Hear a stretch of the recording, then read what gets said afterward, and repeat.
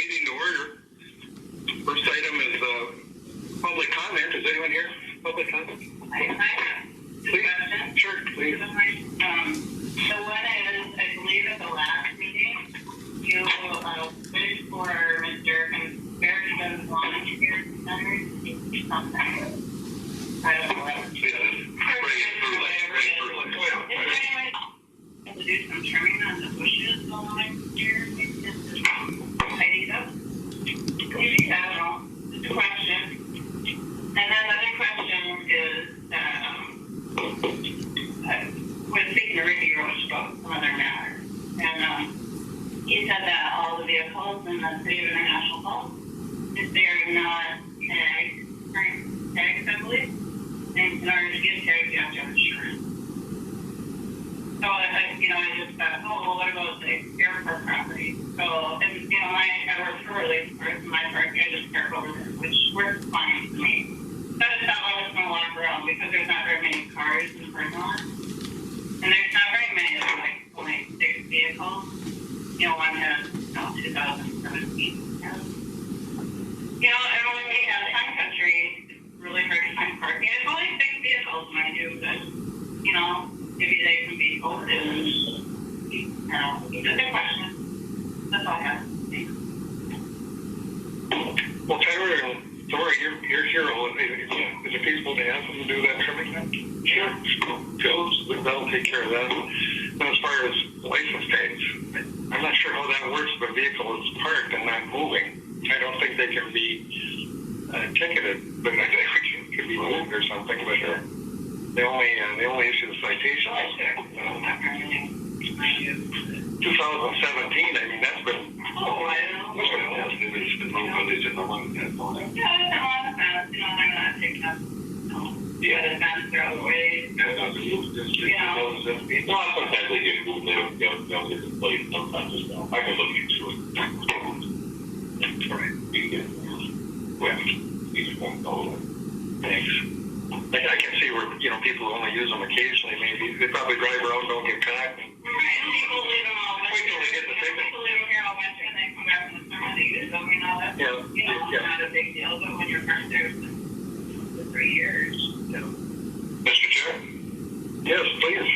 I guess if it was that, I guess we could just run the tags and find out who the owners are. That's the easiest way. Right. Well, I'll look. That's Brian, yeah. I'll look into it. Okay. Any other public comment? All right. Thank you. Minutes from April 29th.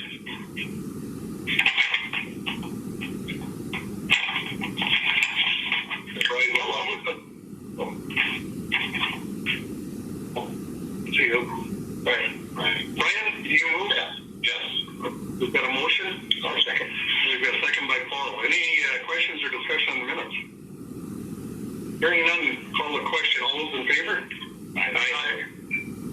All those motion carries. I guess, come to think of it, for our remote members, I suppose we should do a roll call, huh? Or what are your thoughts? Makes sense. Drova, aye. McBride, aye. Okay. Evan, aye.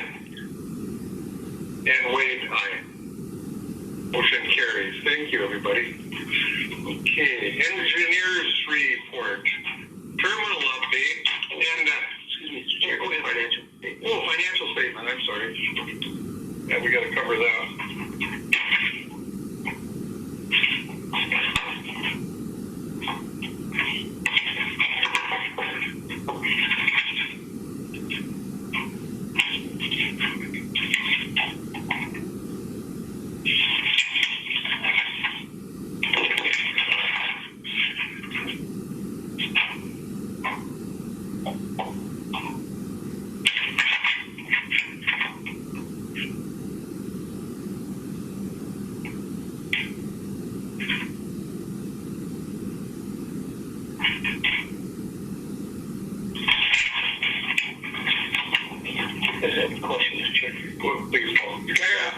reimbursements coming along? Are they still fairly efficient in the process? Or? For the most part, with everything that's been going on with the project, going to be done, I think it's on that. That was the reason for the question. I just didn't know because of what's happening with the pandemic here. Wishes of the board, but Mr. Chair, may I make a point of order before we go on the financials? Sure. I don't know if the board members have had an opportunity to see the email that came in from the city administrator last evening regarding the financials. The city had a budget and finance meeting last week.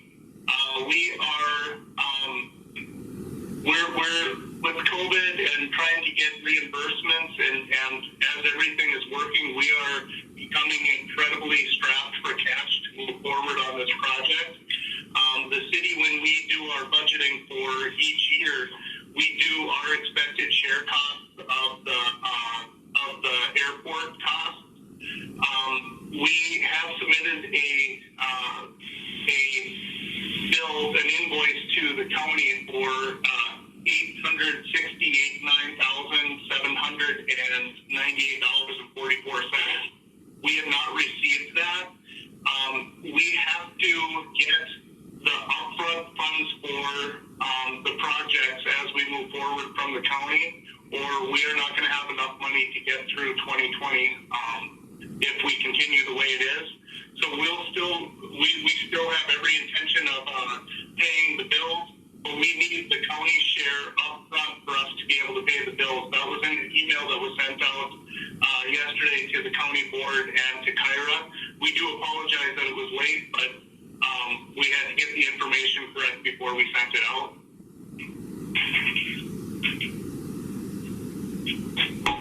Okay, anyone else? Mr. Chair? Yeah, please, Commissioner McBride. Yeah, Marty, I read the email. It's very disturbing. I mean, there's money there, obviously, and the county needs to be there with the city. And we need to get this straightened out and move on. And I guess we're gonna have to sit down and do that. But that's for now. And we need to do business, and we appreciate the city doing that for us and taking on that load. But my commitment to the city is we'll get this straightened out shortly. Okay, and I'm just relaying the message that the city will pay the bills as we have in the past, but we need the county share of the bills that go out before we do that. Understandable. Okay. Just so everyone, they understand, the county did not budget for this because Mayor Anderson at that time, I don't know if he planned on carrying it the first year or what. We didn't know the full cost, etc. So it didn't end up in the county budget. For us to come up with that kind of money, and we'll have to have a discussion with our county coordinator there, but we would, in all likelihood, have to open up the budget, go through that whole process, which is very tough to do too. But I think to Brian's point, we're going to have to sit down with Jenny and see where we're at and what we can do to get things rolling. So we'll keep in touch with you guys. All right. And just Jenny's on the line. I don't know if she wants to comment, but yeah, what's fair is fair, and we'll get it figured out. With that, Mr. Chair, can I ask Kyra to read the bills that are outstanding so we can at least get approval on those? I could not print my stuff this morning.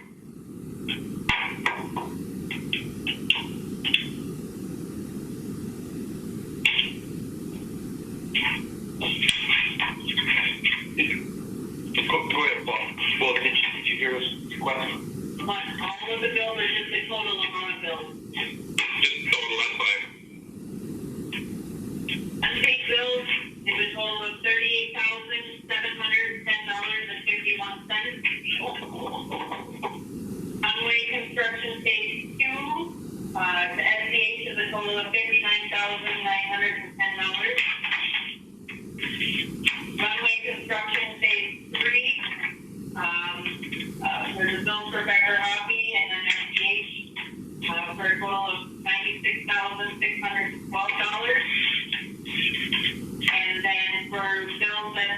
previously paid prior to the meeting is a total of $6,341.03.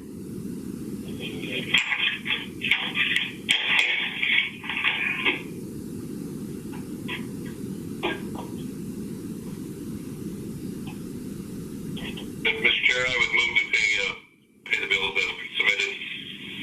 All right, we have a motion by Commissioner McBride. Is there a second? Second by Wolf. Thank you.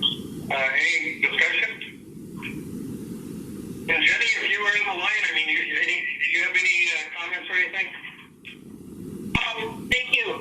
This is Jenny. And, you know, the last time that we met, we discussed the deficit in the airport fund balance, and we also discussed the airport agreement.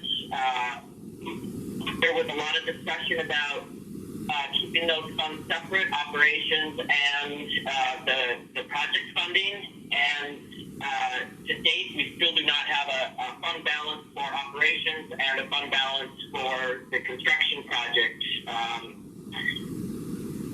As stated in the airport agreement, you know, that unbalanced deficit, I think we need to go by calendar year and clean that up as of December 31st.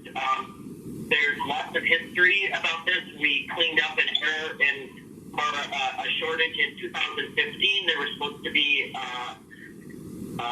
protocols put in place so that this deficit didn't happen again, but it continues to happen, and we continue to have the same issues occurring. So, you know, I think to hold up the paying of the airport commission bills until the county funds that balance is it's going to take a little bit longer than, you know, I mean, the airport commission needs to pay their bills on time, and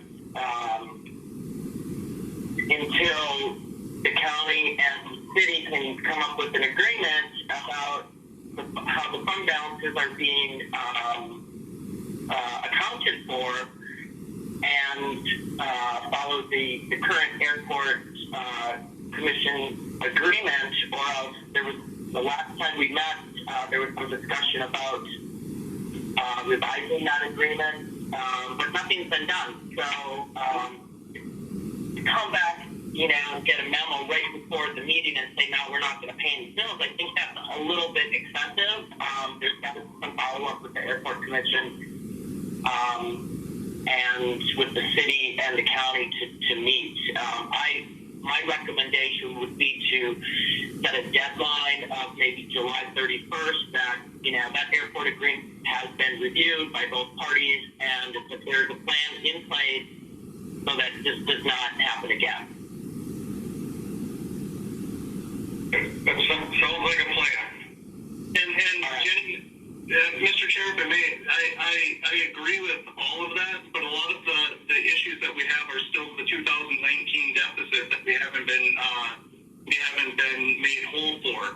So that's part of the issue too. If we were only carrying the deficit of where we're at in 2020, that would be one thing, but we still have the deficit amount from 2019 that we're carrying, and that's roughly $800,000 that we're still carrying from 2019, not 2020. That's correct, but we don't have a balance as of December 31st of 2019. We have a random, you know, number from the middle of December, and it really needs to be a lot cleaner than that. There was also discussion about when we had that airport, we had that committee meeting, there was about $1.5 million of funding, grant funding that was in a receivable that was supposed to be processed pretty quickly, and those were to be received. I know that they were working with somebody at the FAA to get those change orders processed, things like that. So, you know, we met, but nothing really was done after that. We talked about it, but I'm still concerned about the way that the city is keeping track of the fund balances. It's the fund balances are coming in from as I understand it, the fund balances come in from the airport, and we pay the bills, and it's based on three things. One is operations, one is the different phases of the construction.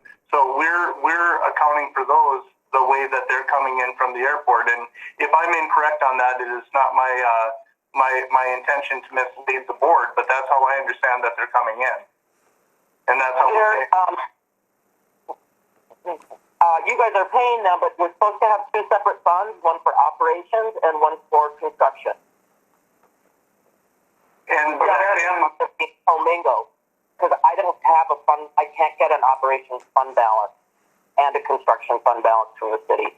For that end, Jenny, maybe what we can do is try to shoot for next week, maybe get a meeting together and iron some of these things out and come up with a plan to move forward. How would that be? Right, yep. And I can work with the council and administration, but I don't want to push this all the way out until the end of July. I mean, we can do the two pay periods that we have in June, but if we can have a meeting to hammer this out within the next month, so in July we can be figured out and be square, I think that's pretty fair, at least for the stuff that we have from 2019. But to Jenny's point, yep. Well, I was just going to say to Jenny's point, though, we have to follow the law. The county is under real strict conditions when it comes to our funding. We have to lay it out at the beginning of the year. So to make changes, I don't know if it's something we can do just overnight, but we'll have that discussion when we meet. Jenny, you can gather the information.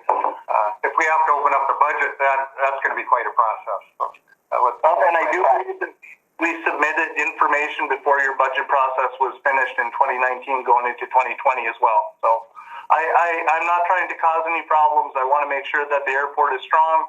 We're some financial restraints at the city right now too with all the projects that we have on. And the big push for us right now is the Highway 53 and the monies that we have to come up with for that project by the state. So if it wasn't for the 53 project, this probably wouldn't be as dire of a concern for us right now. But we're also concerned about the $2 million in bonding that we did not get. And then that's additional funding that's going to have to come from the county and the city. And if the city's carrying that whole load, that's going to be another issue we have moving forward. So I just want to address where we are as a city and being able to fund the airport moving forward. And I just think it's a good dialogue to have before we get too much farther into the process. Mr. Chair, I would request that Jenny meet with Ken and put up a date, maybe like May 3rd in the morning we get together and something like that, and then I would call for the question. May 3rd is in the past. I was just going to say. Let's call the question. We'll discuss this stuff later, and we'll get something going here. Droba. Mr. Chair, Mr. Chair, this is Bob Kors. If I could add just a little bit. Yeah, go ahead, Bob. So we have submitted the draft closeout report for phase 1, which will be the change orders to the FAA. Tracy is still working on those change orders, but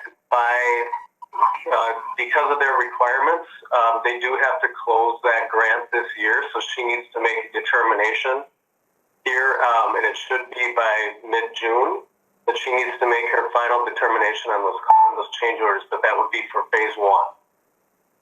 So I just want to let you know that. And then there is talk about, Harley talked a little bit about the bonding. There is talk about a special session, so we don't know where that's going to go, but just keep that in mind as well.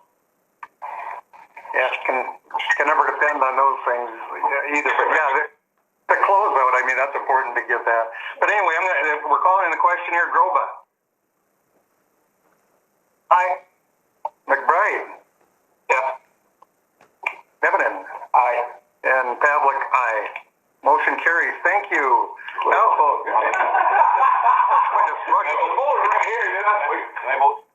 oh, I'm sorry. Wait, I'll leave you out, yeah. Two guys in black, no less here, so. All right, well then, terminal update. Oh, Kyra, please. In regards to that, and the million not being received. Bob, do you know anything on the state piece of it? Because the state wasn't giving us any money dependent on the bonding. Because we were getting bonding funds, the state wasn't giving us any funding. So will that change now? Will the state give us funds? Is that for me, Kyra? Yes. Okay. Could you ask the question one more time? You're not getting bond funds from the state? Because we didn't receive the bond funds, MnDOT was banking on that we were receiving the bonding funds, and now that we're not, will MnDOT, you foresee them giving us funds to make up for that $2 million? Is this specific to the runway project for this year's grant application, Kyra? Yep. Yes. So, in the absence of any bond fund, any bonding bill, the normal rates letter will apply. So, for your 2020 grant, your 2021 construction, the cost that will be incurred next year. Essentially, the weather balloon project, we can get into some of the details. I can pull up a spreadsheet to share that. About $1 million is 100% funded by the FAA, and then that supplemental grant is going to be 95% FAA funded, 2.5% state funded. Since there is no bonding bill, the normal funding rates letter will apply, if that answers your question. Okay. Any questions on that? Okay. We'll move on then to the engineer's report and the terminal update. Before we even get going there, just a list of things this morning that still we're having trouble with. The fireplace doesn't work in the terminal for one. We've obviously got the roof issue where the dip is, which we were all concerned about. I think we've got it now. They worked on it yesterday. Yeah, and as of last night, and when with the relatively significant rainfall, we had no visual leak. So we hope we accomplish the mission. We shall see. And the real test comes in the winter when stuff backs up. I guess we'll see what happens there. The boiler issue is still hanging out there, as you gentlemen know. And then the jet bridge, has everything been going okay there? We're okay on the jet bridge. Can I take it back to the terminal? Yes, please. Is Steve Trudell on? Yes, I am. Good morning. Good morning, Steve. Can we take that? Yeah, please. Steve, can you please share where we're at with the terminal boiler issues and the dialogue that we've been having? I certainly can. I've asked Ross Taylor to be on the phone this morning, so hopefully Ross is with us. He's with JK Mechanical. Ross, are you here? Yes, I am. Thanks, Ross. Thank you. And I thought it'd be good if Ross could give you an update on the boiler. As you recall, there's a recent proposal from Ewell Company to come back to the terminal and replace a couple of parts on that boiler that Ross with JK Mechanical has been looking at and has proposed to take care of that proposal. But JK Mechanical would like to, be relieved of their labor side of the warranty, not the full warranty on the boiler itself, just, the wear and tear labor side. 1 year it would be done if the commission agrees to this. So I'm going to turn it over to Ross, and Ross, can you explain a little bit of where, your viewpoint is on this subject? Yeah, has everyone got a chance to read the email with the bullet points and the dates that I sent over to you, Steve? Yeah, I'm not sure if the full commission has, but yeah. Yes. Okay. But it's out there in any case. So I guess, first of all, I fully understand everybody's frustration with the boiler up there. It's been a frustrating process for us as well. And like Steve said, we're not asking you to sign off on the boiler warranty itself. There's a manufacturer's warranty that covers, pressure vessel, shock. It covers some of the tubes and so on and so forth. All we're asking that you sign off on is JK Mechanical and RM Cotton's piece of the warranty, which is the 1-year installation warranty. The issues that are going on with this boiler are not due to an installation problem. I feel like we've been involved and we've gone above and beyond with replacing parts and gas valves and trying to get this thing working. We forced the manufacturer to come up there and do some testing, and they really didn't come back with anything indicating that it was an installation issue. So from our standpoint, I'm not sure what more we can do to help with this process. Now, because of everything that happened, we are willing to take care of the trips that you guys have had. You will service this boiler. I think it was a couple trips since 2014, and then there's one trip left. They have some warranty parts, which is a blower and a burner, I believe, to install. And what we're proposing is, if we take care of Yule's couple bills from the past and this next bill that they're going to have for replacing these parts, that you'll sign off on our 1-year labor warranty.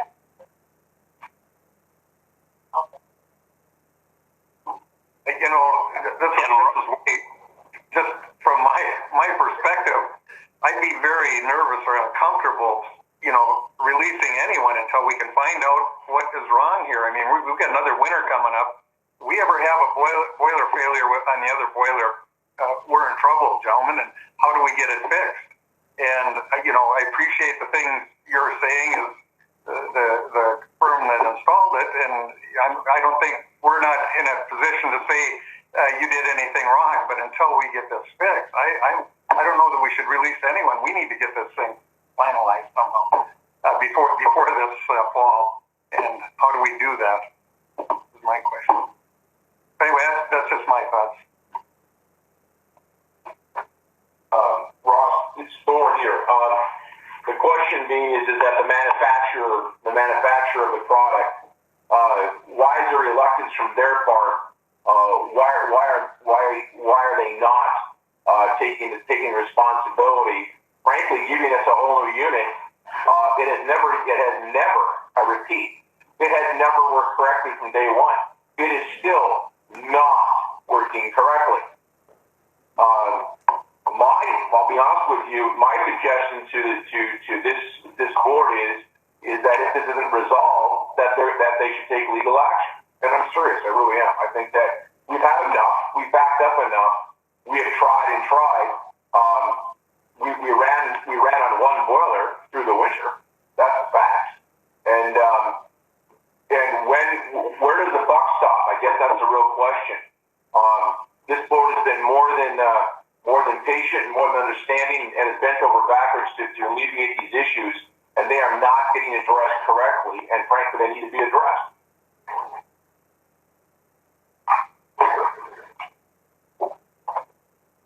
I guess I can't answer why the boiler manufacturer is not standing behind the boiler. Thor, part of the issue is due to the time span that this thing has been spread out over.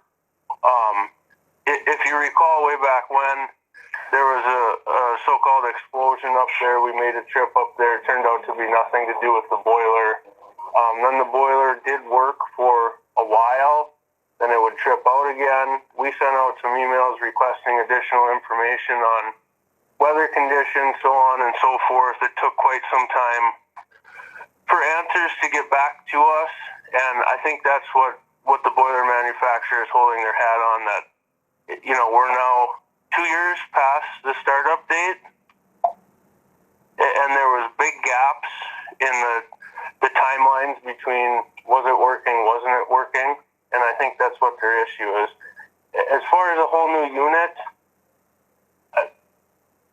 I can't answer to that, but they have been supplying some warranty parts, and they have been working with us on this boiler.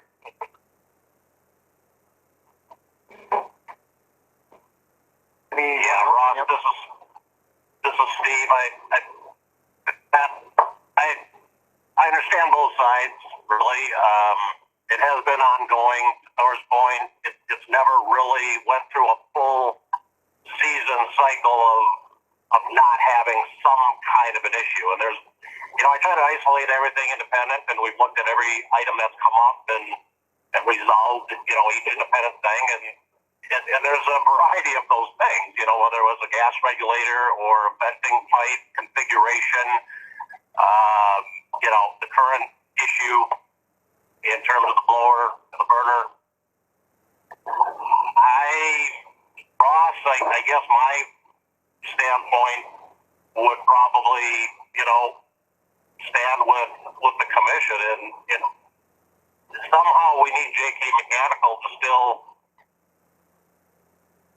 stay in control and stay on top of the boiler manufacturer. Let's see what this does yet in another winter cycle. And if this can go through, if this boiler goes through this coming winter cycle and it has no issues, then I think we're good. We've resolved the past problems with this boiler. If we can't do that, if there is another problem, then obviously the manufacturer has to step in, and we're going to need your help in helping to chase them down and get them to the site and analyze what the heck's going on with this boiler. Does that make sense? Yes. I think it's a noble idea, Steve. But the problem is, if we take that path, I would suggest that there's some pretty strong legal boilerplate language at this point in time that we have this agreement on paper via legal counsel that says, okay, from this point forward, it's going to work at 100%, because we're at a place right now, we're already discussing the semantics of, well, are we past the 1 year boiler, warranty time frame? What I'm hearing is that what I'm recommending to the board is, if we take that direction, and when it doesn't work again, we still have not resolved this issue. Agreed. And I think that's a very wise thing to put in place on paper. Is the history is Ross has already outlined a lot of that in his follow-up email. The history of what's been going on with this boiler, and make sure, Ross, remind me again who the actual product manufacturer is. Thermal Solutions. So I think a legal letter ought to be sent then to Thermal Solutions outlining, the proposed status of where this should go until we can get through another winter season and see what it does. I mean, certainly the work that Ross is proposing to help with right now and pay for to get Ewell back there to replace the parts and pieces, we can certainly do a test, run the boiler, make sure everything is running accordingly. I think it's good to... Ross, if I may, with due respect to Ross, is it Ross's responsibility or is it the commission's responsibility? My opinion is it's Ross's responsibility. Ross, do you want to comment on that? I don't really know what else I can say, Steve. I mean, the commission feels like JK Mechanical is responsible for this boiler, clearly, even though this was a specified product. We don't manufacture the boiler. I think we've, for the most part, proven that it's not an installation warranty. Unfortunately, part of the heartache here is the commission decided to contact Ewell instead of JK Mechanical for some of these warranty parts, which complicates this a little bit. So I don't know how I can be held responsible when they ask someone else to go fix a boiler that now they want me to warranty.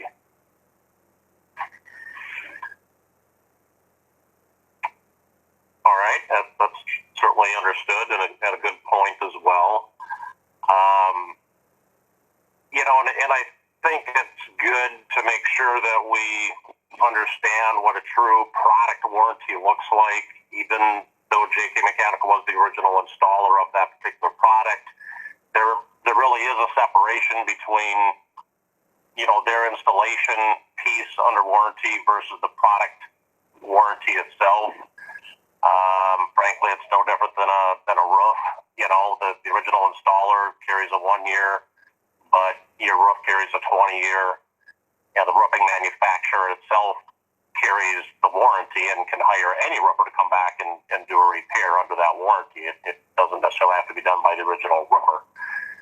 This boiler really is similar, and I think Bartlett and Associates and Ewell Company, the mechanical engineering firm, should weigh in on this and help make sure everybody understands what the true warranty looks like, and help push it back then to thermal solutions.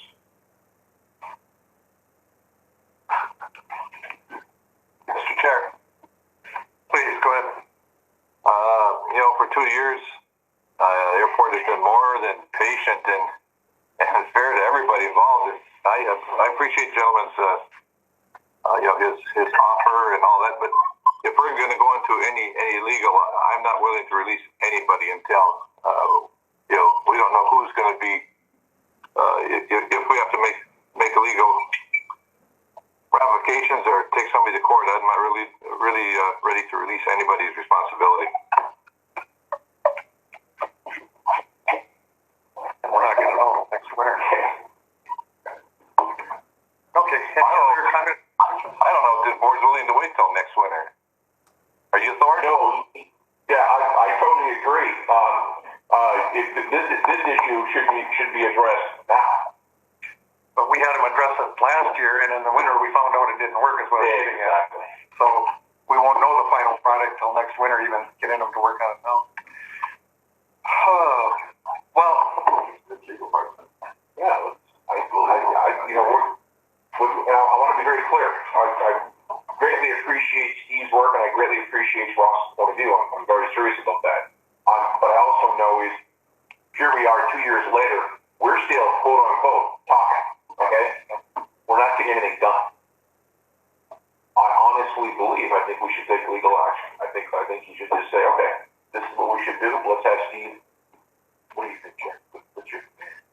I think the first step is let's have a conversation with our airport attorney, and before we make a final decision. But I agree with a lot of things I've heard here today. We need to get something done here. We can't go through another year like this. So we need finalization on it, not only for us, but for contractors, etc.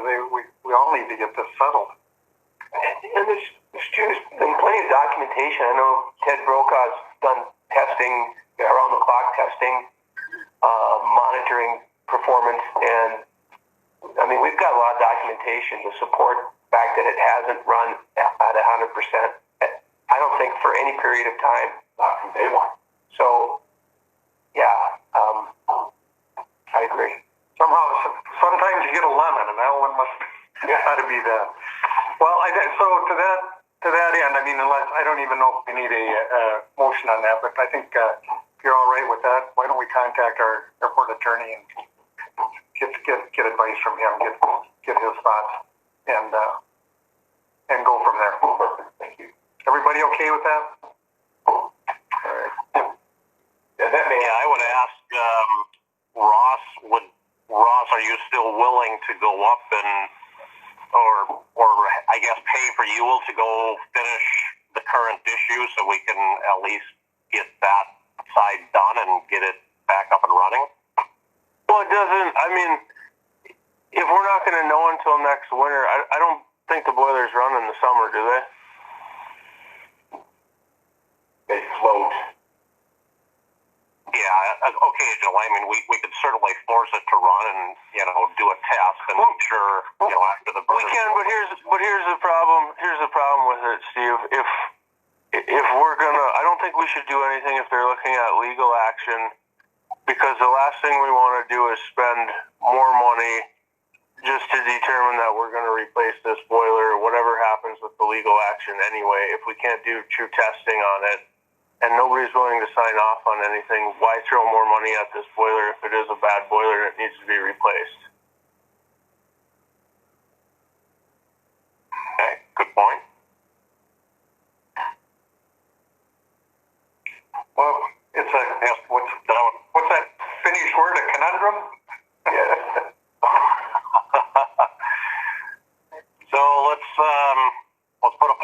it. Let's check with the airport attorney. Ross and I can chat offline as well and see, what some discussions need to be to open up direct communication with Thermal Solutions on, the product itself and the history of what's been going on, and then we'll interface back with the commission and the airport attorney and decide the next course of action. And I appreciate that because Thermal Solutions has to be a part of this. Does the group remember? And I apologize, I don't remember what the value of each boiler is. Ross, can you help us out with that? I don't have what those were. Give me a second. I'll see if I can pull something up.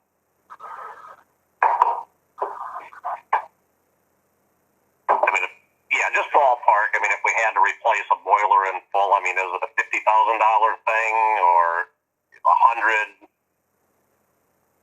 One second here. Driving towards is, from the manufacturer's perspective, how hard do they want to fight, right? For the sake of the conversation, and this is an arbitrary number, it's a $45,000 boiler. Well, they may just say take the hike, right? Because they can walk, they can easily walk and the value of the boiler versus the value of a legal fight from their perspective, and what money they would have in the project of delivering a new boiler, installing it to a new, to obviously a new standard, testing the system. That's obviously costly for them. I'm just anticipating what they're going to do. Yeah, this is. I'm looking at a PO from 2016. I think it was about $50,000 for the boilers, the pumps, and most of the heating equipment up there. Per boiler or both units? No, that was both units, including the pumps and the glycol feed and everything. So. Okay. So, Ron, you're looking at half of that cost then? Yeah, obviously there's some price increases. I also am not sure who the rep even is for this boiler anymore. I know Arm Cotton that's who I bought it from. They don't even rep this boiler anymore. So, just another question on that. If we were to buy if another boiler were bought, would it work with the other boiler, or do they need to be the same? I can't answer that off the top of my head. I'd have to look into it. I think that would be a good question for the mechanical engineer.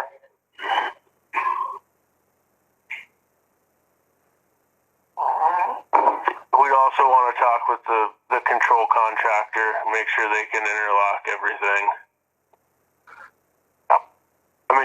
You've got a lot of moving parts here too, because like they said, the cost of that boiler, if that's a $25,000 boiler, now you look at the labor side.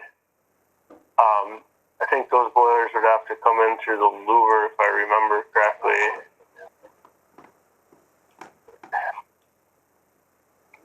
Yeah, I'm not sure if there's room to go up. The stairwell itself is pretty wide, but depending on, going up a stairwell and coming through a doorway to get to that back stair. Otherwise, yes, the louver on that southeast side would have to be taken out and then you can put it in. Right. All right. Well, so at this point, we'll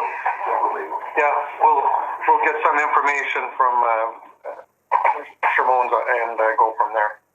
And try to get this settled one way or the other. And we're not sitting here blaming anyone. We're sitting here with a product that doesn't work, and we've got to get it fixed. So, all right. Well, thank you for that. Any questions on this from anybody? Brian? Okay. Steve? Yeah, I'm sure. All right. Is that all for Ross then? We can let Ross go offline? Yeah. Thank you, Rod. Thank you, Ross. Okay, thank you guys. Yep. Let me know what happens, and Steve, just give me a call when you want to chat. Good. Got it. All right, thank you. Please, sir. Steve, let's segue over to the generator. We obviously haven't dropped the ball on that. That's just another quick reminder of the group that, quote unquote, our last just waiting for the COVID wave to pass, which is totally understandable, before the manufacturer sends the rep to look at the generator. Is that correct? That is correct. Yes, we are still waiting for that to happen.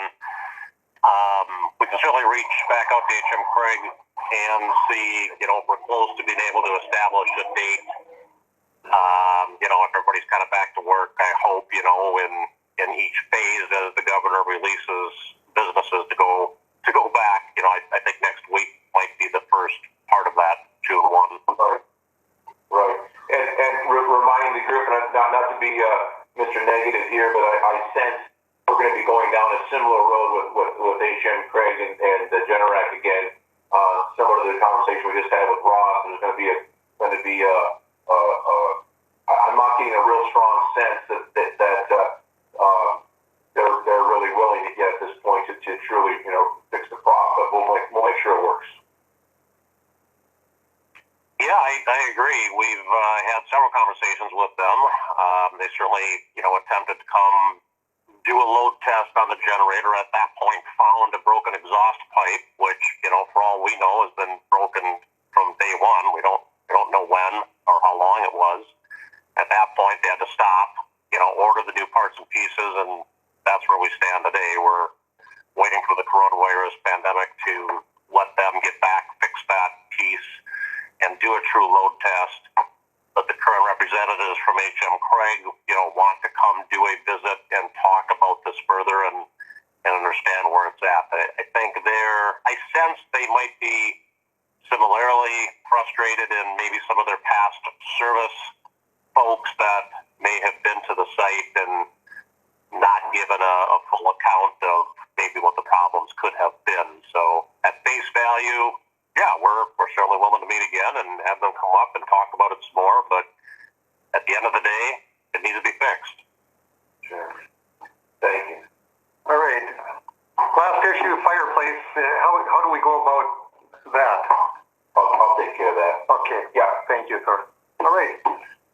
Yeah, let me know what's happening on that, Thor, because that was, I'll have to look back, but I'm almost wondering if that wasn't Ross also from JK Mechanical that procured that fireplace. I believe it was. So let's see what's going on with it. I don't know who he bought it from, but if there's a fireplace itself issue, or is it something different, a control or a power ventilator aspect? Yes. And by the way, Steve, thank you for the great work with the roof, and kudos to Rick Oster. He went above and beyond and worked very hard at alleviating that problem. So knocking on oak here, everybody hit the table, is that as of last night, the water has stopped coming into the vessel. So this is good. Well, yeah, the search, the fight continues. After, again, the history on this particular leak goes back, 2-3 years since it first started doing it, and it only seems to happen in a very specific kind of southeast driving wind condition rain, which, the most recent occurrence was, I believe, on May 13. We followed up on May 15 and kind of forced a water test and got it to leak. We started some deconstruction on the following Monday, May 18, to try to identify, what might be hiding behind some of the cladding and systems to see if we could determine exactly where it was coming in. We could not. We rebuilt the wall, if you will, and the window opening, and let that caulk cure for 7 days. We returned Monday again and did another water test yesterday. We actually did get it to leak twice more. So unfortunately, it's still leaking. Although, that's from a forced water spray test, not from a normal rainfall, because you did have a fair amount of rain, Sunday night and yesterday.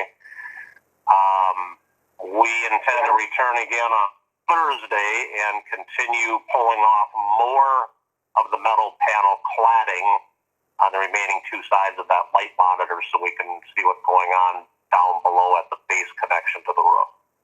We believe because the inside there was no visible, after Rick left, there was no visible drip there at all. Yeah, we did actually cut a small hole in the tongue and groove boarding right where the leak was coming through, and we, can see some water soap wood on top of the glue lamp beam. So we can see that's where it's coming in, and trying to align that with sort of the bottom point of the light monitor on the roof. So we're gaining traction. We're starting to isolate the leak, but the crews will be back on Thursday morning to continue the search tomorrow. Wonderful. Like I told the group, Steve, the real test comes in the winter when we get the backup. Maybe temporarily we'll have to have a designer bucket or something to catch the drips. A designer bucket. Yeah, it's a good point, and it's something we shouldn't lose sight of. It seems like every February, there's a warm day that starts to warm up. Maybe there's some water starting to run down the standing seam roof and melt underneath a little bit, and it starts to drip. Other than that, it's always a spring summertime thing. It's a southeast driving rain, so we'll continue. Our recommendation, once we do understand what's happening, to be sure things are done in accordance with the plans and specs and details provided by the architect. What I'm seeing right now, that's a little sketchy. I can't say that they followed 100% of the details, but in addition to that, we're also working with Alliance to see if there's some additional things we can do above and beyond what the original details called for, by adding more of a peel and stick building wrap instead of just relying on Tyvek to be your water barrier. But this is going to be indicative of the other two light monitors, we believe. So once we understand this particular issue, it may be our recommendation to continue and correct the other two monitors, even though they're not leaking. But I suspect the construction is the same. Yeah, the light monitors, and then I remember there was a discussion about the concern over the wood support beams and future of those and the maintenance, but I digress. All right. Anything else on the terminal portion? I heard you mention the jet bridge. I did talk to Holly yesterday. She showed me, there's still some, with the rain, it's kind of dripping in still at that rotunda pivot point of the bridge section. Terry Marty with Range Cornice Roofing in one of our recent trips, I think it was on May 18, we actually climbed to the top of the terminal roof when we were standing up there, and I had him peek over the top down and, looking at the top side of the rotunda. He does have some thoughts on something that maybe there's a flexible hypalon type flashing that could bridge that gap between the bridge section and the rotunda. So he's going to take a look at that and get back to us with a proposal. We need a higher terminal or shorter airplanes. Yes. You got it. Hopefully we can get that fixed. That's been a real pain. Sure. Sort of had to deal with that. Maybe we could call JK Mechanical or Ross, but maybe General they can come fix it. They can come fix the jet bridge. Just a thought. Yeah. I'm sorry. So other than that, the 11-month, we call it warranty punch list, we did virtually a month ago or a month and a half ago. Rick has been bird dogging that. I believe we've picked that down to just a couple remaining items. There's a security camera that has been sent in for replacement and repair. A couple other minor things. Rick is just waiting for some parts to show up, and then we'll wrap that punch list up as well on phase 2 terminal. Great. That does it for myself. Okay. Yes, please. Steve, and looking at when do we? I'm thinking about talking with legal with Steve Shimon regarding right back to the boiler issue. Would you be willing if we set up a conference call with Steve so Steve understands exactly go, or so he understands exactly what type of letter to draft, or I think that makes sense. I mean, we got to work with him. Let's hear his input too, and then make sure we're all on the same page. Okay. 100%. I'm available later this afternoon after 3 o'clock, or tomorrow. I'll be there on your roof. So, maybe tomorrow afternoon is another opportunity. And you got a nice day too. Yeah. So. All right. Yeah. All right. Thank you. Good idea. Thank you. Mr. Chair? Yes, please. For Steve, the asphalt issue, was that going to get fixed, or what did we decide to do with that? Well, you did decide we'd like to, get that infrared heating machine up there and try to smooth out the depressions in front of the Phase 2 terminal portion. We have been calling and chasing the folks that gave that original proposal, Asphalt Company of Duluth. For whatever reason, they're not getting back to us now. I don't know if it's just, they're off and running and it's their busy season, but I'm going to follow back up with them and see what I can find out. We did have Uland go over there and take a look at it, and they said, yeah, you're on the right track. Stay with, the infrared heating path. It would be way more invasive and costly to try to, mill down a portion of that and relay it. That is an option, but there's only so many of these heating machines available. So we're going to try Asphalt of Duluth Company again. And if I get a response, we'll move on to the next folks that might have a unit. I know Anderson Brothers in Brainerd has one, so I'm going to try them also. Good. All right. Any further questions? Any more for us? Not for myself. All right. Well, Thank you, Steve. We'll see you tomorrow. yeah. Appreciate it. You got it. Yes. Thank you all. Have a great day. All right. I know. Well, Shauna, come on. It's up to you now. Oh. Construction update, applications, on and on. Well, good morning, everyone. Happy to jump into the air side portion of the discussion. Bob, did you have anything to add on the terminal before we switch gears? No, we covered everything, so good. I'm going to share my screen. Yeah, it's just the memorandum that was sent out via Kyra's email. Thank you for sending that, Kyra. A fairly short update, mostly construction updates from Chelsea and Ariel, and we're kind of underway. So what I'll do is see if Chelsea would be willing to share an update and walk through pay application number 3, and then we'll switch over to Ariel. I'm going to show some photos here while we're at it here. Chelsea? Yeah, so they started construction 2 Mondays ago now, so it's been doing really well. It started with some ditch work the first week and erosion control measures, and what they started last week was actually closing the taxiway. So we closed the taxiway, putting up the barricade and moving some of the pavement markings that led out onto the runway to face concerns. And we also finished putting in all the erosion control measures then. And then also last week they started the taxiway pavement removal. So they milled all of the pavement on that south end taxiway there. And lastly, we did pothole the FAA cable, and it looks like we're going to be just in the same area as our subgrade. So it'll work out just well. We can leave the cable, and we did pothole the power wire as well to the VOR, and that one's actually at 4. So we should be avoiding that one as well. Wonderful. Yeah, construction's going pretty well. Uland's been great for us. They work really well with us. They work as a team. It's been really refreshing to work with them. We've had a good experience with them in the county.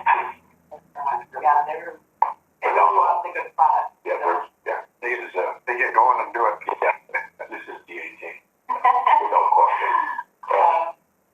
And not as exciting news, the pay application number 3 for the removal, grading, and aggregate section is for your consideration, and $764,044. Wishes of the board.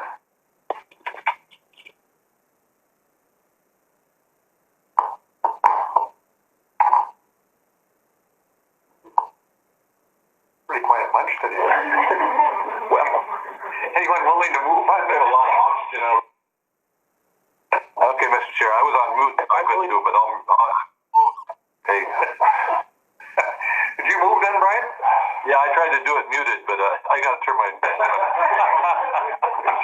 I didn't want anybody to hear me. We've got a motion. I'll second. And a second. Any discussion? Takes us further in the hole there. All those in favor signify by saying aye. Oh no, I'm sorry. We got to do the roll call. Robot. Aye. McBride. Aye. Evident. Aye. Buller for sure. Aye. Pavlik, aye. Motion carries. Thank you, everybody. I guess, are there any questions on this discussion? Oh, it's amazing how fast they've been. We've been over and looked at it too. They've got those big off-roading trucks that are kind of fun to watch. So.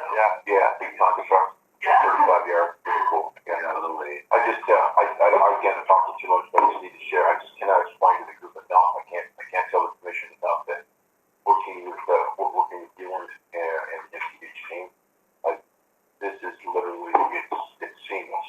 It's wonderful. You get action, you don't get excuses. They're professionals. They respond. They're concerned about body damage. They're concerned about clean roads, clean taxiways. There's never a pushback. There's never a discussion. We're all helping each other. It's wonderful. It is. Thank you. Well, you've been living here pretty much, huh? Yeah. Have to vote and stuff. I'm a new resident. Well, we're glad you're here. You've been good to communicate with us, for sure. That's all for the. Okay, anything else? All right. Well, back to you then, Sean. And I'll transfer it over to Ariel. She has an update on the weather balloon facility relocation project. Great. Yep. Yeah, I was sneaky. The first update that I have, which is exciting news, which I don't even have on the agenda, is that the MOU is finally signed. And then the lease agreement, I believe, the last I checked over a week ago, had just one signature left, so it was more of a formality. So I think the paperwork aspect is done, if not getting done now. So that's great.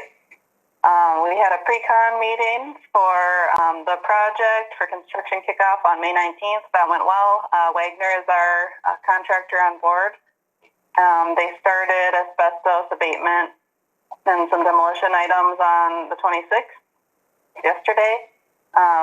So one item came up with that late last week. Bob Brashears with National Weather Service called and said they were able to come up with the funds for there were 2 line items that were FAA ineligible, and those items were the asbestos and hazardous material demo, and then the reconstruction of the heated shack that's right next to the launch building. It's like a 6x7 building. It's very small. And so the reconstruction of that superstructure was alternate number 1, and we had declined that, so that work was not that work wasn't happening.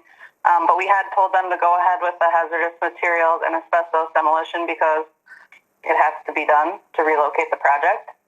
And so Bob is working with the contractor to create a separate contract and bring that out of this main contract. And so there was a little bit of confusion about the contractor was released on the work already. And when I spoke with Bob, when he said he came up with the funds for it, it sounded to me like he was going to be able to single source it to Wagner, and so there wouldn't be any issues with them continuing. So I talked to Tim and I said, just keep going. But now it sounds like he has to actually put that out for a couple bids. And so there's a little bit of work that happened already. Thor's in the loop on that discussion, and I think now we're just working out the payment, and Wagner's aware of what's going on. They're really good to work with, and he understands what's going on, so I don't see any issues. I just wanted to let you know there's a little bit of a payment shift that's going on right now for that line item of the project. Are we going to be good to go with her? We'll be good to go. And to Ariel's point is that with Tim, fine human being with the best of intentions, got a little bit over his skis and was actually trying to save the project some monies and basically a glitch in the system was someone trying to do the right thing, and so we'll resolve that. We've stopped work on that obviously at this point until we get the new bid in for that removal. But yeah, with the best of intentions, Tim made a mistake and wonderfully he owns it and is responsible for it, and it's just wonderful to have that character. Good. Continue, please. So the rest of the construction schedule is August 4th, their anticipated building relocation date. And that's when they'll actually be moving that main launch building across the road to its new site. So there's a lot of prep work ahead of that to be done, pouring the new foundations at the new site, and then all the demolition that's going on right now, of course, site grading and all that. So they'll be heavily working probably late June, July. Okay. And then the completion is scheduled for September 1st right now. Great. So the action item that we're requesting is pay application number 1 for the tree clearing on the site. That was actually Yulin Brothers. That was a separate contract. The pay app is for $26,901. And so that is the original contract amount plus 1 additional mobilization. That change order was approved, I believe, at the last commission meeting. Last one before. All right. Any questions or comments? All right. Well, thank you. The pay application. And who's it going to be? Okay. Oh, he's right on top of it. Thank you, Walt. Start it off. Have we got a second? I'll second. And we've got a second. Any discussion or questions? Yeah, Walt always takes those little ones. I got to take the big ones. He doesn't want to get in trouble. We'll call the question. Droba. Aye. McBride. Aye. Nevinen. Aye. Buller. Aye. And Pavlik. Aye. Motion carries. Thank you. Thank you. Just one last update is next week I start maternity leave. So if you need anything on this project or during the next 12 weeks, feel free to contact Chelsea or Ron there. They're both up there with you guys, so I don't think there should be any slowdowns in that process. Thank you, Chelsea. At least you have a really good excuse. Yeah. Yeah, you're not busy. A little less longer. Yeah. All right, Sean, back to you. Sure. Unless there's further questions on the weather balloon facility, we'll transition to phase 3 of the runway reconstruction project. Anything before we move to the next section? No, go ahead. Ryan, did you have something? No, I'm good. I just looked at the numbers. All right. This one should be pretty quick. Most of the action was taken last month and the month before. The FAA grants have been submitted, and as I alluded to before with that conversation with Kyra concerning the grants amount, is the entitlement grant, 100% funded by the FAA CARES Act. So that's good news. And then the supplemental grant, which covers approximately, I believe it's $13 million or so. That is at your 95%, 2.5% state, 2.5% local. And I'll get to the bonding update here in a moment.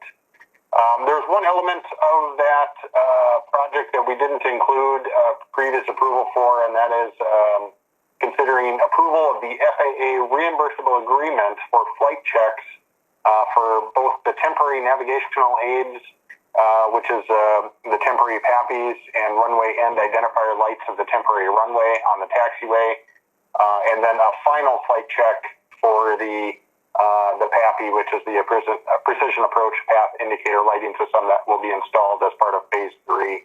So 2 specific flights in the amount of $23,396.04.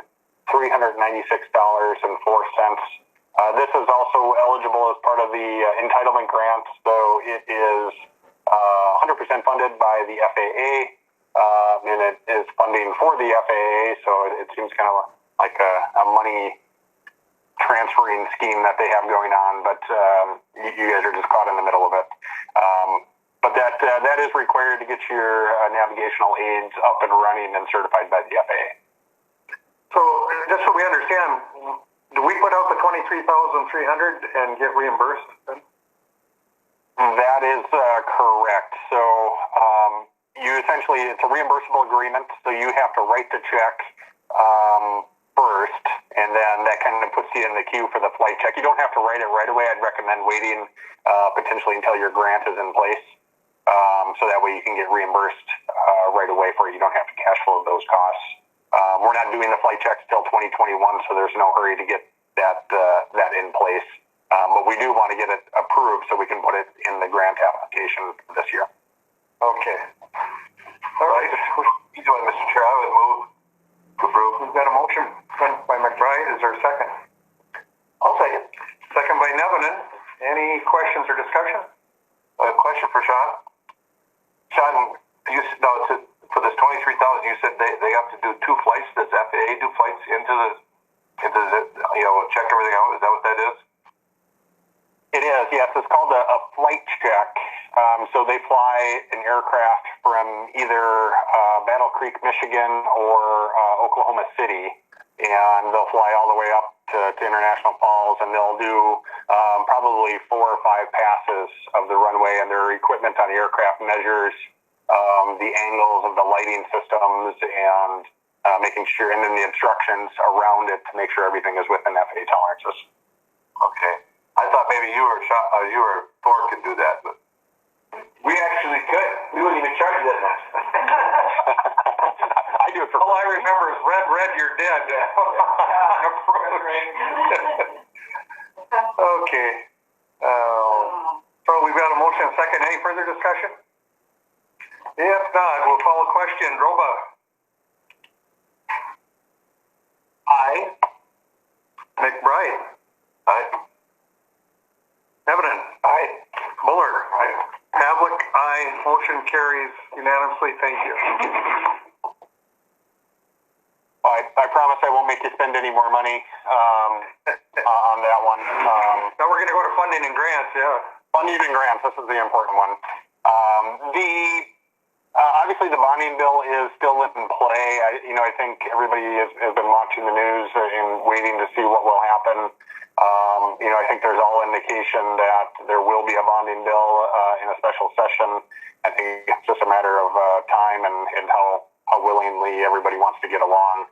I'm not sure if anybody else has any updates from different legislators that they've spoken with, but that's kind of our the basic public message that we've been hearing from the news. We don't have anything else to share at this point. Yeah, we don't have anything to confirm, that's for sure. I think there's definitely a need, I think, to get a public funding package in place. I think to get the workers working, and public infrastructure obviously needs the funding, especially since there was no bonding bill last year. So there definitely seems like enough initiative to do it. I think just like everything, it's politics, and they have to come to agreement. We used to get better information when Senator Bach was leading the charge there, and that he lost that position, and it makes it more difficult for rural areas, to get things squared away. But I agree, we'll get something. All right. Any questions or comments on that? Oh, go ahead, Jim. Sean, just a question. And that federal CARES funding, $1 million. Just to clarify, that can be used for it's very specific as to the use of that. Can you just kind of clarify that for everyone? So it is operational the way the grant is written. However, I think there's a lot of just language that could be operating in the gray area, and I think the FAA doesn't even know what the gray area is right now. I think they've officially gotten all the grants at least out for consideration. The grant that, it can be used for operational expenses, so that could mean a lot of different things, to include debt service. So if you have, debt for the project, for a loan payment, you can use it to pay that off. And there's even an interpretation to say that if, you have a local share of a previously agreed project, say, phase 1 or phase 2, that is considered debt. I mean, obviously you have to make payment on that, that you would be able to pay off that local share with that money. I think there's some conversations to be had with the FAA on exactly how that money can be spent. From what I understand, they're pretty flexible right now on what that money can be used for. I don't know. I'm not sure that really, it's kind of a vague answer to answer your question, but I think the real answer is the FAA fully doesn't understand how that money can be spent yet because it hasn't been, brought through and people haven't started making claims yet. Thank you. All right. Any other questions or comments? Sean, how about the AFFF testing equipment? I know. As soon as I said I wasn't going to make you guys spend any more money, then I realized I forgot about the AFFF testing equipment. I'll wait for you to make the turn. Come on back. Yeah. So there is one more item that I don't have on our memo update, but it is on, I believe, on the full agenda. I was right out of ink. I know. Or maybe if you wouldn't mind sharing the background on why this is needed this year and why the requirement is coming into play now. Sure. Real quickly, discovery of different types of foam and damage to the environment, damage to humans, most importantly, obviously. So the whole our AFFF firefighting world, obviously led by the FAA, has changed direction. Through that event, and I'll encapsulate it because we could go deep into the weeds, but through the event, because we're using a new style of foam, we have to use a different type of testing system, and now the FAA is requiring us, all 139 airports with fire departments, to acquire a new style of testing equipment so we know exactly the ratio of the products that we're putting on the fire bases. It reminds me of Kim Lassard in that Chicago crash. Yeah. He was coming home from leaving the Army. Yes. Put that aircraft open. They hit another aircraft landing. Yeah. And they came out there and talked about all the spray foam and stuff. But never even thinking that that's poisonous or... Yeah, it was maybe cows. Yes. And Kim died relatively young. Yeah. I always wonder if that was a tie. Anyway. Yeah, and when I was the youngest to go to fire school at 13, so I've been around for a long time. So you've had a lot of exposure to that. Interesting.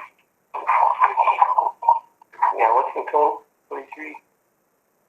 But that's 95.5, right?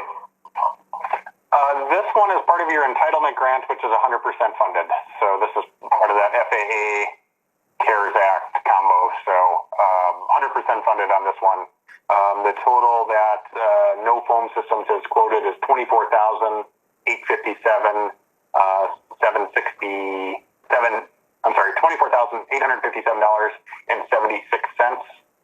And there's 3 approved vendors that the FAA has certified to do this testing. One of them, Thor and Amy reached out to see if they could get their truck modified, and unfortunately it didn't work with the vehicle that Int'l has. And then the other vendor was not responsive. They didn't respond to our request for quotes.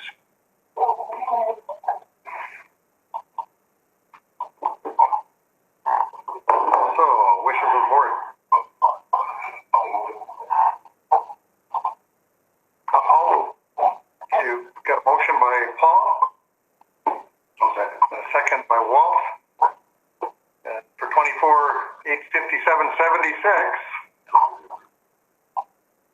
Any discussion or questions on that? Mr. Chair. Yep. Did Sean say this is fully funded? Yep, it is. Okay. Make you feel better. Me too. All right, we'll call the question. Roba.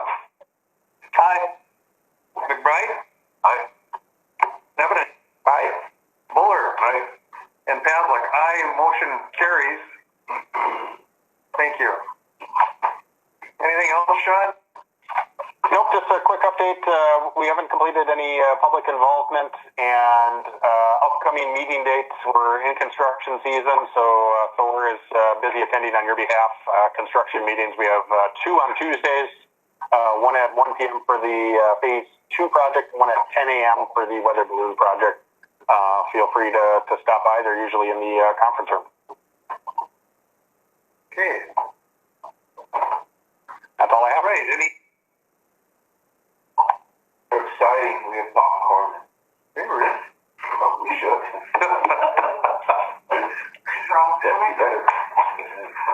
Okay. Any other business to come before this group? Mr. Chair. Yes, please. I have one request for Thor. And Thor, out in the parking lot, between a couple of the handicap spots, there's been a sign cut off. And the remainder of that sign is just about or just above pavement level. If we could go out there, maybe grind that off a little bit, something could be done there. Today? There is? Yes. Really? It's kind of out, it's in the, between the handicap parking. You can see it. I will look. Thank you. Thanks. Good eye. Another request. Thor, one of these days, if I stop, can you give me a buzz around there so I can go out and see what that construction looks like? Of course. Okay. I charge Bill at $100. I charge you $2 cash. Yeah. Stop the dog. All right. Anything else? If not, anything from our audience here? All right. And a motion to adjourn would be in order. Oh, you did that. No, Kyra, wait a minute. Oh, Kyra, oh, that's where. Now the reality. Our most Now the important production of the part. meeting starts. Yeah, right, yeah. Take it away, Kyra. Yeah. FA CARES Act grant agreement we did receive, it is going before the city and the county for approval, and then once it gets approval, then we'll send it off for signature. Good. Employment report is in the packet there. You'll see the complete decrease of employment. 98%. Boy, isn't that something? So hopefully we'll start to see a little bit of increase in that here soon. Well, I was just going to say, last night on the news, according to the news reports, airline travel is picking up significantly with the summer season, I suppose. So hopefully that's a good omen. And bookings are up. Future flights here. Yeah. Filling up. So. Yeah, there's some good deals out there. I understand. Okay, I just want to comment on that. Things are going the right direction here. The radio advertisement with CKR and CFOB in Canada is expiring on June 13th, and I was asked if it makes sense to continue with that contract. It would again be the 12 weeks at $2,760 per full station. In the past, we had done a digital advertising with them as well, but I didn't see it as being as beneficial for the cost. So my recommendation would just be to continue with digital ads and get the digital ads. Well, I'm going with your recommendation for sure, but we'll see what the rest of them do. I can move. Okay, we've got a motion by Buller. Second. And a second by McBride. Discussion on that? Mr. Chairman? None? Oh, go ahead, please.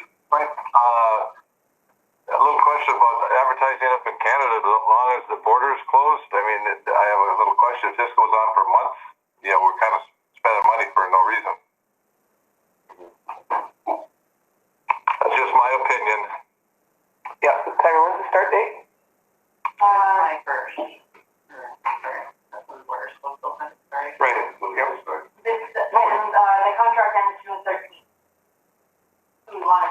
wait and see what the border does in June, and we're probably not going to know till 2-3 days before the 21st, and Premier Trudeau's got wait sign in on this. He's been a little reluctant. Yeah, if I may, Please.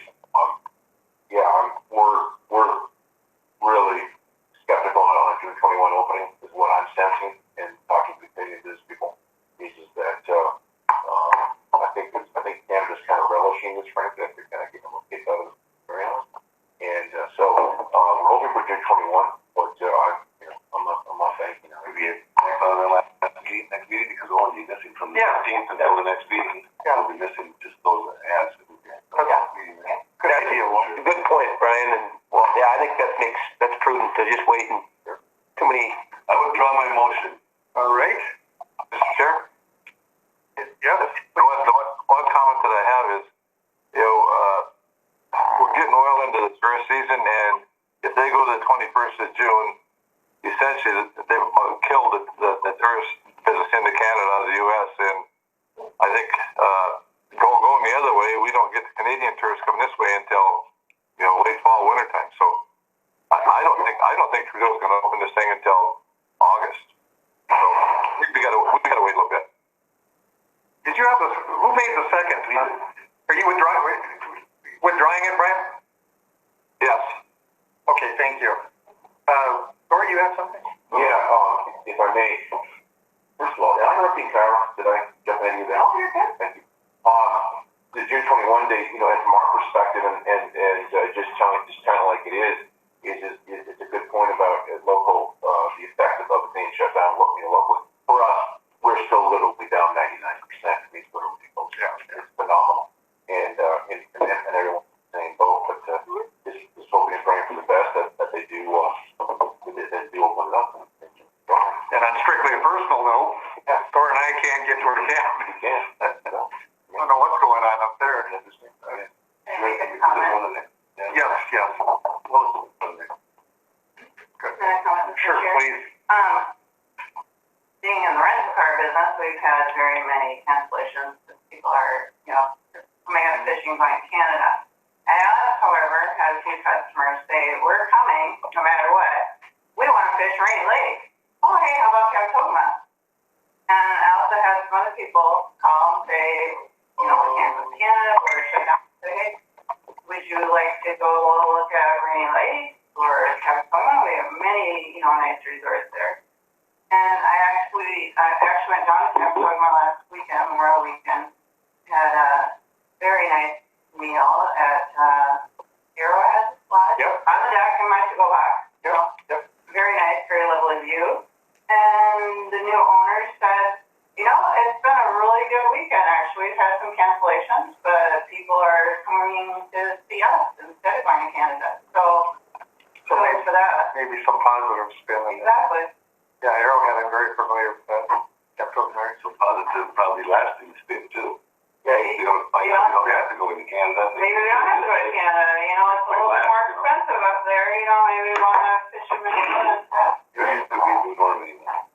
Exactly. Brian, I've been sending them to Black Bay right by your place there. That's right. I'll comment on that.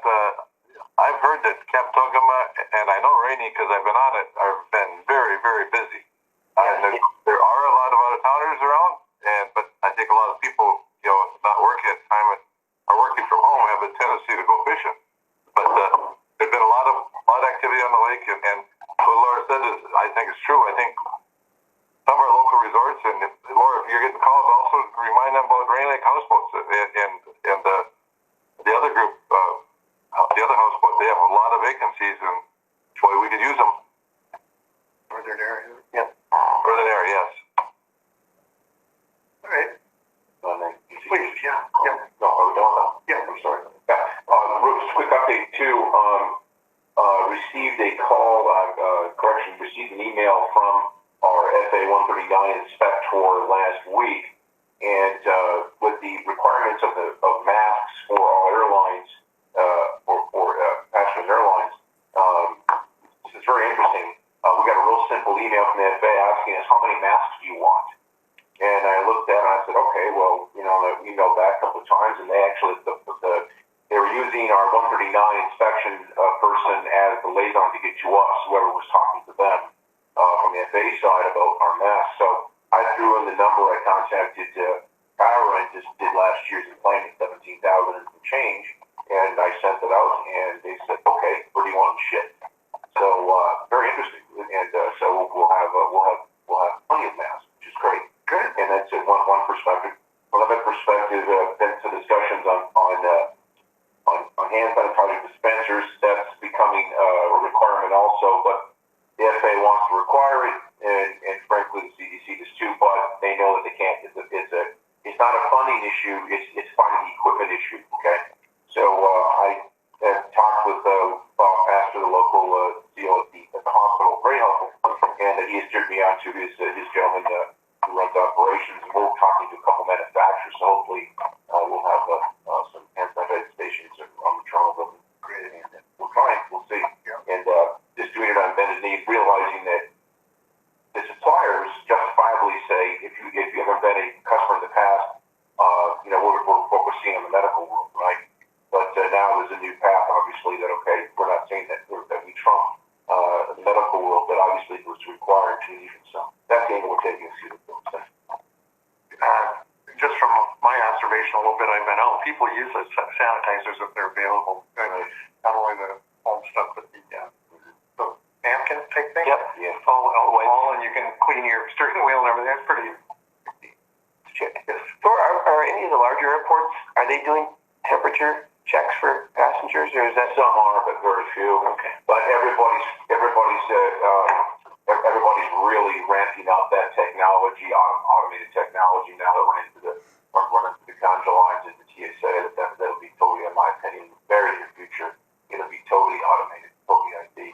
We're going through there. That's what's happening now. Non-invasive and. Yeah, it'll just be just temperature under 4 as you walk in. You inhale. Well.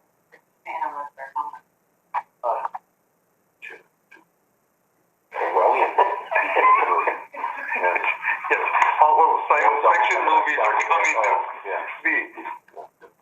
And what would you have to any any more? Yep, I got 2 more. Good. Sorry. Sorry, we went off track. I'm sorry, on your toes. I don't. The National Weather Service, we have to get a land lease in place for the building, so that they can move it and do all that. They have to get it in place before the building is moved. So in looking at their previous lease, they were paying $700 a month. We need to figure out a rate for their new lease. I need to figure out what their square footage, their usable square footage is for their office and everything. So, but I don't know how you want to proceed with it, because I don't know where to start with a payment or a monthly amount. And that $700 they've paid for the last 20, 30, however many years, it's never been increased. Wow. So SCH should come up with a number for us. Then we can SCH for it. Yeah, we know they charge high. calculator on it? No, just to be clear though, Kyra, that's a land lease for the new launch. This is a separate lease with their office here in the terminal, correct? Or can we combine it? I think they're being combined. I just got the information yesterday, so I'm not. Go ahead. You might know more than I do. No, you go. You're doing great. I don't know. In the past, it wasn't separated. It wasn't, but I think they want to. Are they separating it now, or they're keeping it together? Keeping it together. Yes. So we need to get their square footage for the building and what they're using. Well, I appreciate that you looked at this, because that's a long time with no updates. Yeah. And they just, this lease we've been working on since 2015-ish. Yeah. But then with the new terminal coming, we put everything on hold until we figured out their square footage. And now that everything's completed and that's being moved, it's time we need to get it completed and done. And they're requiring it also in order for things to move forward. So, like I said, we need to come up with that price as soon as possible, and So it's laid out as a lease then? yes, it is. Okay, all right. Does Bashir, Noah, does he have, it's obviously purely covered now, does he have any comparables to what they're paying at other airports? That's a good question. Yeah, I would think just a one-to-one, right? That'd probably be a good way to do it, see what the... Figure out the square footage of what they're paying other places and just figure out square footage and... Yeah, they don't tell us what they want to pay, they just, you set a price and they say yes or no, and I know what I'm hearing. If the comparables run to $700, don't say a thing. We'll give them a number. Right? $1,500. Yeah. But I mean, we want to do it fair, but I mean, we got to cover everything. No. And putting We're only one. international only one. Duluth and Austin, Minnesota. Are the only ones? Yeah. Well, but nobody else has a launch facility. No. True. Nobody else. Green Bay has one location, and they just went through a relocation of their facility, or that's happening this summer. So that might be a good example. Oh, that'll be Ariel. That's Green Bay. Yep. Oh, Ariel in Green Bay. Ariel in Green Bay. Hey, Where the heck did she come from? well, that was timely. Thank you. I thought she left.